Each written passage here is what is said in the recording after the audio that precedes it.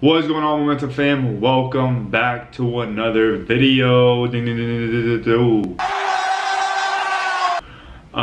Happy today, whenever you're watching this. Today's video is going to be pretty exciting. Obviously, the last few videos we've been talking about crypto and what's trending. I'm going to be very honest, right? I had a really good run for 3 days. And then I woke up one day and I was down a lot of money. And that just made me realize that, again, nothing is as easy as you may think, because it really felt like printing money for a few days and then it feels like you were robbed.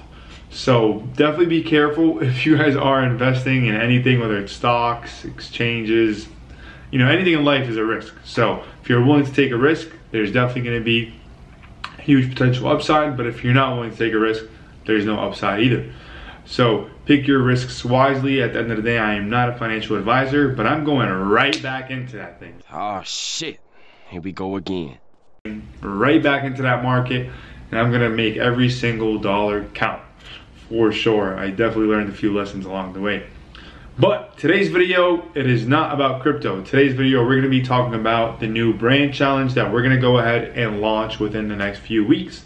And I really want to be able to document the whole journey and kind of show you guys the process that we're following, which is our process when it comes to how we pick the product, how we're going to be building the store, and then how we're going to be launching the store and the brand into the actual market to see what type of reaction we will get and how the results go. And yeah, the new look, I'm not blind, don't worry, still have 20/20 vision.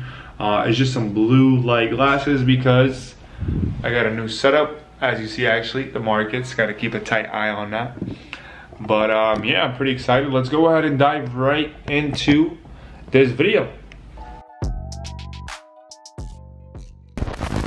All right, so let's dive right into my screen here. As you guys see on the screen, the first thing we actually do is product and market research, right? How to find small micro markets that we're able to dominate in by bringing in these unique subcategory products that can make a killing. Okay, so in short, what we do is we study the market first. Okay, we study the market, we see where there is opportunities for us to bring a product in that we can put a spin on and make a killing by selling it. Again, it's not like we can tell the future, and not like every single product we launch is going to be a hit, but we just have the process down packed to a point where we've gotten really good at knowing when and what is going to be a successful product and when it's going to, not be a successful product and when it needs to be cut. So when it comes to this specific product, we're going to be launching a skincare product. It's going to be infused with this specific ingredient called squalane oil. Okay, and I came across this idea by doing some research on trends.co. This is a paid newsletter that, honestly, one of the best resources that I've came across within the last 2 years. If you guys don't know, Modern Garden was born when we subscribed to Trends. Okay, we came across an article that told us exactly what we need to know about plants, the booming industry, the competitors, how to come into the market, and we just took action. Okay, and it's going to be the same exact process when it comes to something like this, right? Which is a skincare product that we want to launch and a skincare brand, and we're going to see how it does. Okay, so in short, right, Trends, very powerful resource because it's going to go ahead and give you guys some really good tools, some really good in-depth market research and signals on where there are opportunities right now in the trending market. Okay, now after I came across this article, what I went ahead, I kind of want to pull it up. Actually, it was going to take me a while to find it, but yeah. So after I find this article, what I went ahead and did, right, is I started doing some more research. So one of the best places, I was going to say my favorite, but one of the best places to do research is actually on Amazon, right? So if you go ahead and search up squalane, here's what I found, right? I found a lot of different products, nothing really that stands out, that is selling a similar thing, right? And if you take a look at reviews, 296, 400 reviews. Right, this is one of the bigger brands, 137, as you see, because it's a brand marked up a little bit more. Well, let's, for example, go to one right here. Okay, Amazon, 4,000 reviews, and all it is a squalane 100% pure 2-ounce bottle. Okay, so what I like to do is I like to go ahead and read the will not only see the type of feedback they're getting, but do more research about the store and how they're selling it, where they're selling it, and then dive into the reviews, right? Ideally, what you want to go into is the 3 and the 4-star reviews, because that's really where the honest customers and the honest feedback you're going to get, right? And you're going to be able to see the strengths versus the weaknesses of this specific company, right, or the specific store or the seller, and you're going to be able to use that, right, what you learn from the actual customer in order to improve your own and actual brand. So with that being said, obviously I got a good understanding of the product, I got a good understanding of what needs to be adjusted, how to adjust it, and then I did some more research, right? I went into Google Trends, right? So for those of you who don't know about Google Trends, it's simply a place where you can see the search volume for a specific category, product, or niche. And if you search up squalane oil here as well, right, you're also going to see an upwards trend, right, which is a really good sign. Obviously it's been fluctuating like everything else, but currently right now, as we're going into the season, which is the spring and the summer, again, you're going to see an upwards trend. Now, another way you want to look at it is over the past 3 to 5 years. Okay, how has this been product, or how has this product been getting researched, and is it being more mass market adopted? And if it is, that means, again, there is a lot of opportunity because it hasn't been blasted everywhere yet, right? And this shows good signs as well. So once I did that, what you want to go ahead and do is you want to go and create a mood board, okay? If you don't know what a mood board is, it's pretty simple. Let me just go ahead and search this up real quick. But what a mood board is, it's going to be a process of you kind of generating ideas of what your brand is going to look like, who it's going to be targeting, how it's going to be, you know, seen aesthetically, and all these multiple things. And the best way to do that, if you don't want to do the work yourself, is go to Upwork. Okay, Upwork is a great website for you to be able to go ahead and find designers that can help you bring that brand vision into real life. And once you do that, I'm going to go ahead and kind of give you guys an example. All I did really was post a job. It's going to cost you anywhere between $200 to $300 to create something called a mood board plus a brand guide that can help you bring the brand to life. So again, after you do the product research, you find the product, you understand the market, you do more market research and really write down some pros, cons, strengths, and really different unique selling mechanisms that you're gonna be able to use for your specific brand. And then you're gonna go ahead and start bringing things to life. Again, the biggest obstacle people fall into is not getting started. So if you can just fall into the habit of getting started and pulling the trigger, it's gonna go a long way. And at the end of the day, you have to remember that it's not about making a killing right away or selling a lot right away. It's just about getting the process started again and getting that 1% better every day, whether it's at the process or at the product that you're selling. Okay, so what I went ahead and did is I found a designer and I had them create a mood board for me. Okay, I told them, hey, here's what I'm looking for. Here are some of my competitors. Here's what I want it to look like. Right, here are the main products. And after I did that, right, the first template or that first mood board came in, and here's what it looked like, right? On this mood board, this designer simply went ahead and kind of brought my vision to life, right? Which is, again, the brand name, natural, organic skincare made out of nature, right? The concept is going from nature to natural, and these are some of the words that I gave her that I want the brand to describe. So when somebody sees a brand, right, you want to be able to see energy. You want to be able to see specific words that stand out when it comes to a brand. Happiness, health, skincare, science, right, whatever the case may be. So I described those words, and then she kind of carried that on and created a color palette, graphics for me, and really kind of put together what she understood from my vision and from the instructions that I gave her.